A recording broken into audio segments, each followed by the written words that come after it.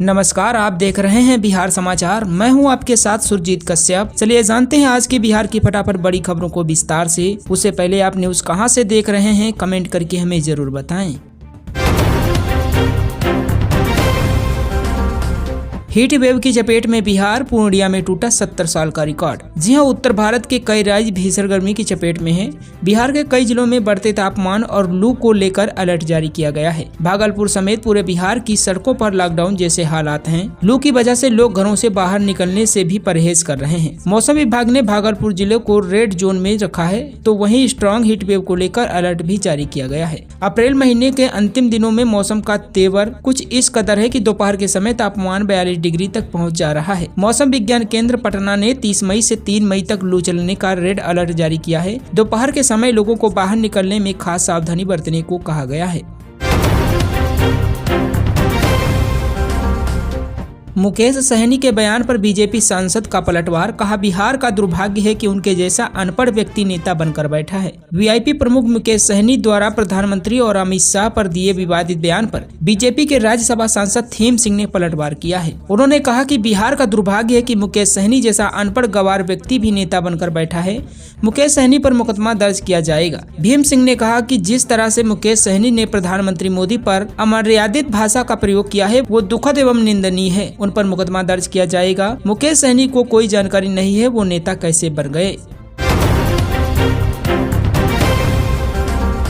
बिहार में खूब बढ़ी सत्तू शरबत की बिक्री। ठेलों पर लोग दिन रात लगा रहे भीड़। चैत के बाद बैसाख की बेकाबू धूप ने लोगों को जीना मुहाल कर दिया है। ऐसा पहली बार हो रहा है कि पखवाड़ा भर लगातार जिला का उच्चतम तापमान 40 से 42 डिग्री पार चला जा रहा है। मौसम पूर्वानुमान के मुताबिक मंगलवार को बांका का तापमान 43 डिग्री पार कर गया। इसमें अगले 2-3 दिनों तक कोई कमी नहीं होगी। इस तापमान और गर्म हवा ने इंसानों की परेशानी तो बढ़ा ही रखा है। अब इसके बाद फसल और हरियाली पर भी इसका कहर टूट रहा है। खेतों में खड़ी मक्का और सब्जी की फसलों को खूब नुकसान हो चुका है।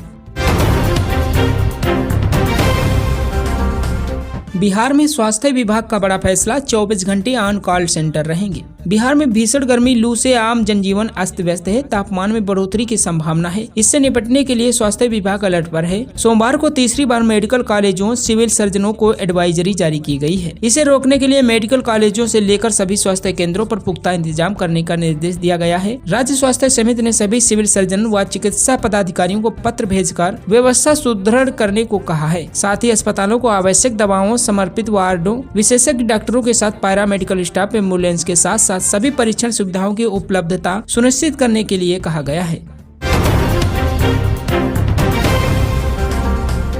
500 रुपए में गैस सिलेंडर और 200 यूनिट बिजली। तेजस्वी यादव ने चुनावी सभा में किया बड़ा ऐलान। पूर्व उप मुख्यमंत्री एवं नेता प्रतिपक्ष तेजस्वी प्रसाद यादव का कहना है कि केंद्र में हमारी सरकार बनी तो हम 500 रुपए में गैस सिलेंडर देंगे। मंगलवार को सीतामढ़ी जिला मुख्यालय डुमरा के हवाई फील्ड में सीतामढ़ी एवं शिवहर लोकसभा सीट पर इंडिया से राजद के प्रत्याशियों क्रमशः अर्जुन राय एवं ऋतु जायसवाल के समर्थन में वोटिंग अपील के लिए आयोजित सभा को संबोधित करते हुए उन्होंने ये बात कही।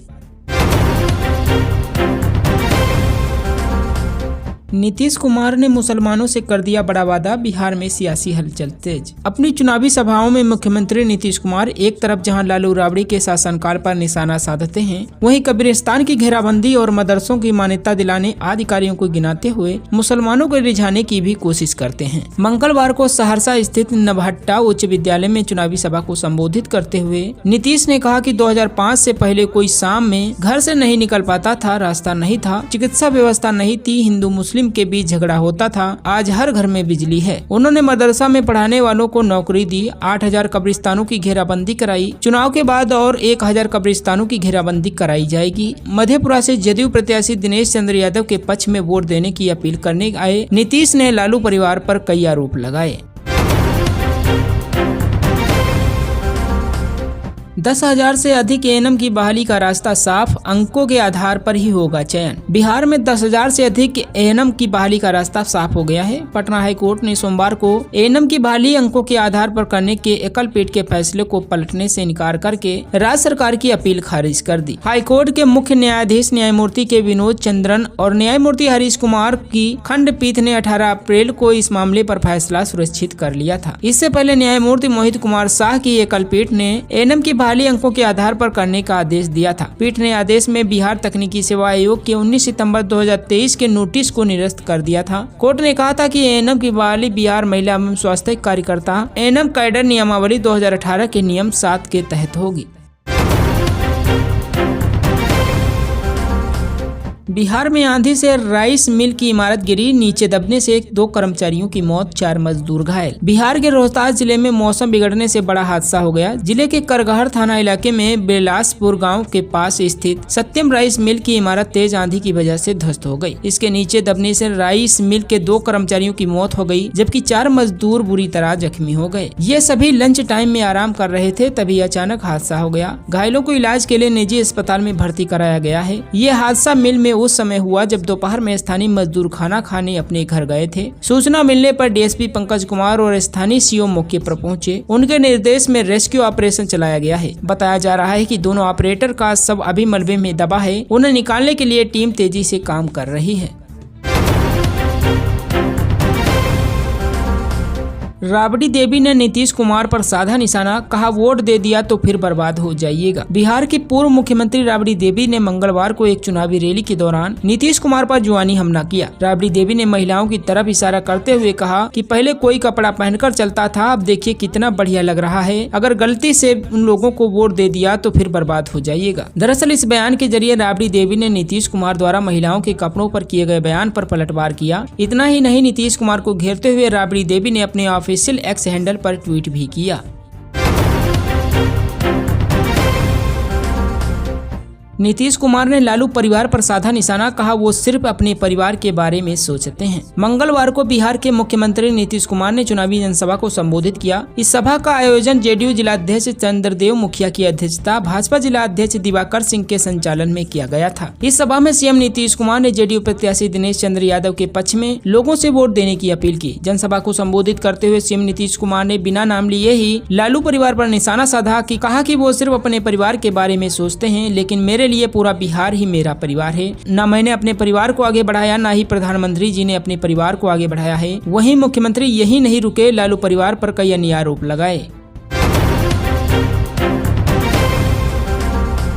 संजय जायसवाल ने बेतिया से भरा नामांकन, बिहार के दोनों डिप्टी सीएम मौजूद। मंगलवार को बेतिया में बीजेपी प्रत्याशी डॉक्टर संजय कुमार जायसवाल ने अपना नामांकन पर्चा भरा। इस दौरान संजय जायसवाल के साथ बिहार के 2 डिप्टी सीएम सम्राट चौधरी, विजय कुमार सिन्हा भी मौजूद थे। इनके साथ लोजपा रामविलास के राष्ट्रीय अध्यक्ष चिराग पासवान भी मौजूद थे। नॉमिनेशन से पहले बिहार के दोनों डिप्टी सीएम संजय जायसवाल के साथ रोड शो करते दिखे। शो के दौरान सम्राट चौधरी ने दावा किया कि बिहार की सभी सीटें एनडीए जीतेगा। इसके साथ ही बताया कि एनडीए प्रत्याशी के रूप में संजय जायसवाल ने नामांकन पर्चा भरा। आगे डिप्टी सीएम ने कहा कि पश्चिमी चंपारण की जनता फिर से उन्हें लोकसभा भेजेगी, लोकतंत्र स्थापित करने का काम करेगी।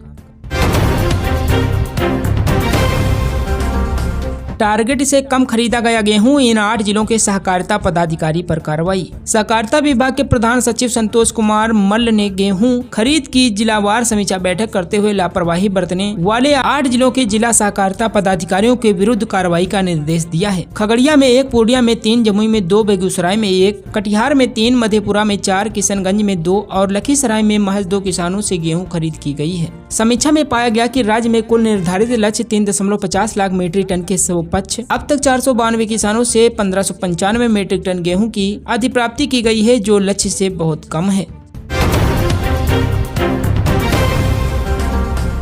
सम्राट चौधरी का बड़ा बयान, भारत के निर्माण में लगे हुए पीएम मोदी, विपक्ष ने किया लूटने का काम। बिहार के उप मुख्यमंत्री सम्राट चौधरी ने कहा कि पीएम मोदी पिछले 10 साल से देश के प्रधानमंत्री हैं और वह भारत के निर्माण में लगे हुए हैं और ये आरजेडी लोग भारत को लूटने में लगे हुए हैं। लालू प्रसाद का पूरा परिवार सिर्फ अपने लिए जीने के लिए काम करता है। भाजपा नेता ने साफ तौर पर कहा कि एनडीए गठबंधन के लोगों का काम केवल भ्रम फैलाना है। ऐसे लोगों से हमें सावधान रहने की जरूरत है। उन्होंने कहा कि अयोध्या में राम मंदिर बन चुका है, अब हम माता सीता के जन्म स्थल पर भी भव्य मंदिर बनाएंगे। प्रधानमंत्री पद को लेकर अमित शाह ने कही बड़ी बात, सियासत हलचल तेज। बिहार में बढ़ते सियासी घमासान के बीच केंद्रीय गृह मंत्री अमित शाह ने चुनावी रैली में विपक्ष के भाई भतीजावाद भ्रष्टाचार पर एक बार फिर हमला बोला है। इंडिया में पीएम मोदी की रेस में कितने नेता हैं, राहुल गांधी कितने पीछे हैं, ये बात उन्होंने अपने भाषण में कहते हुए गठबंधन की हकीकत बताई। गृह मंत्री अमित शाह ने कहा कि इंडिया गठबंधन जीते ऐसा होने वाला नहीं है, लेकिन अगर वे जीतते हैं तो प्रधानमंत्री का चेहरा कौन है।